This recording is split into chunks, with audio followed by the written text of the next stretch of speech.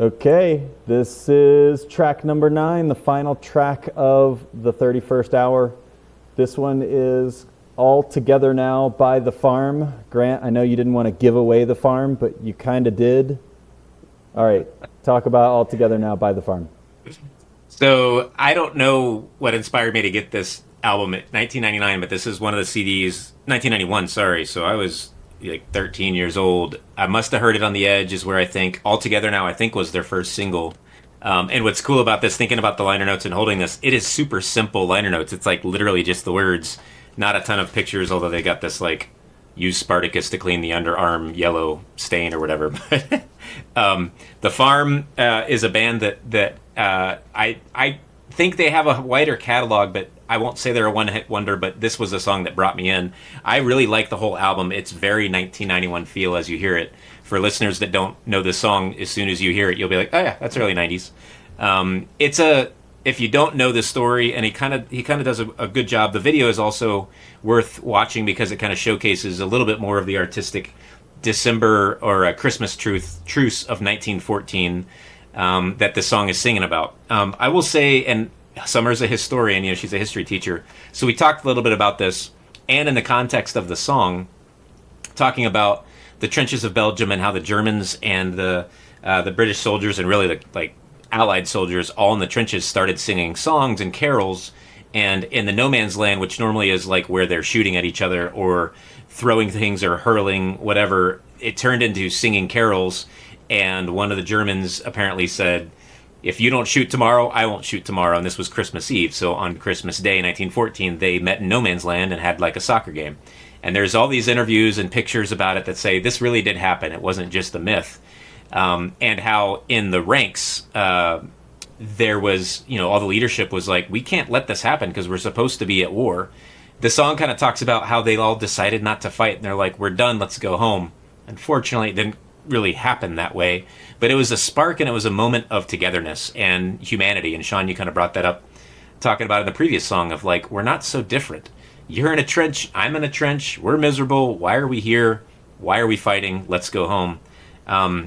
It's also a bit of like build a song around a chorus and ride that chorus out. All together now is kind of what I got out of this too.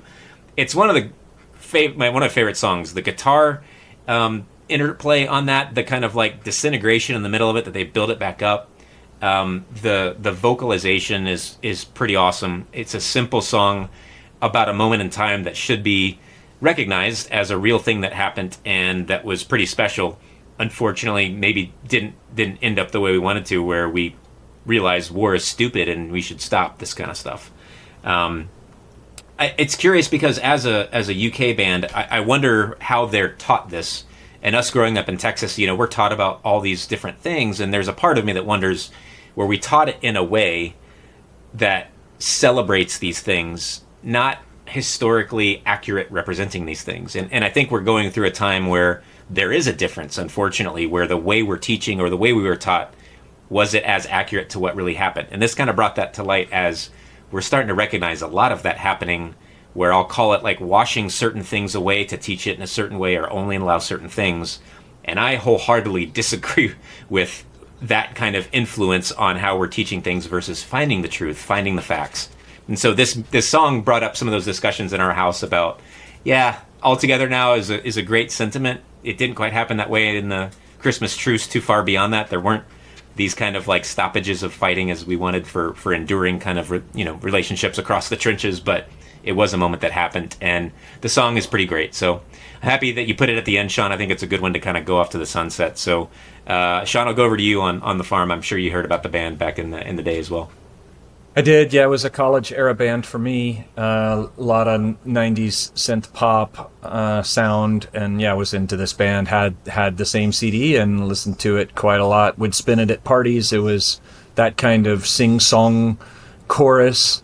It was bright and uplifting, and people want to dance to it. It was like a feel-good part of a playlist when I would DJ. So it's a great song, and then a tremendous sentiment.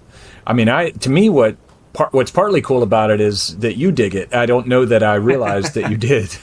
I agree with all the parts that you had said around the history and the the notion of coming together.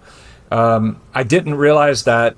I didn't realize the inspiration of the song until this project, but I did always kind of wonder about the phrase of no man's land in, I mean, you sing songs that you like all the time. You're like just kind of bebopping and singing the words. And I probably sing, it coming together in no man's land over and over, but I never really thought about what that might mean. And so that actually caught my eye quite a lot, and read a little bit about this moment that you're talking about. So I think it's fun to have that learning come from a song, again, that I've heard lots and lots of times, but didn't really ever ponder what it might have come from. So compliments to the songwriters for tugging on history in that way, and then compliments to you for finding something important. But also, the fact that this comes out when you're 13, I think that's a little unusual that, that you're into something at that stage. Although maybe not. I mean, some of the music I'm most into, I guess I learned about at that age, but still, I think it's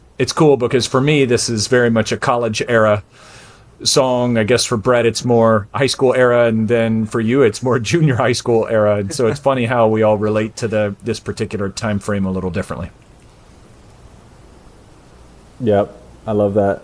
Yeah, I definitely recognize the song right away. I do think that other people, especially our age, as soon as those opening riffs come out, it's like a very recognizable period. I did go listen to the album again, because it had been so long since I had heard the album, and it's a fun album. It's not as catchy as this track, so for me anyway, it didn't capture my attention. So it definitely feels like one hit wonder is the spot I would put The Farm for Spartacus. Yeah, and similar to Sean, I did not know you dug it so much, or that you had that story about where you were in your life when you bought that CD, and the fact that you still have it is impressive.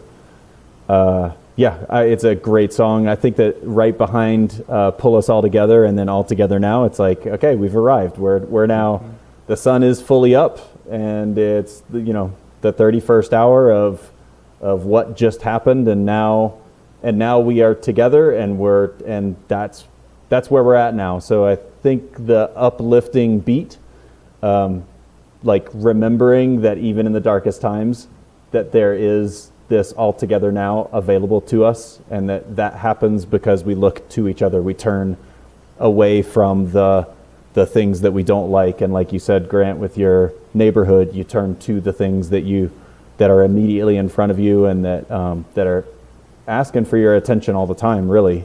A saying that I have, I sat by the rivers here for many a challenging moment of the last 20 years.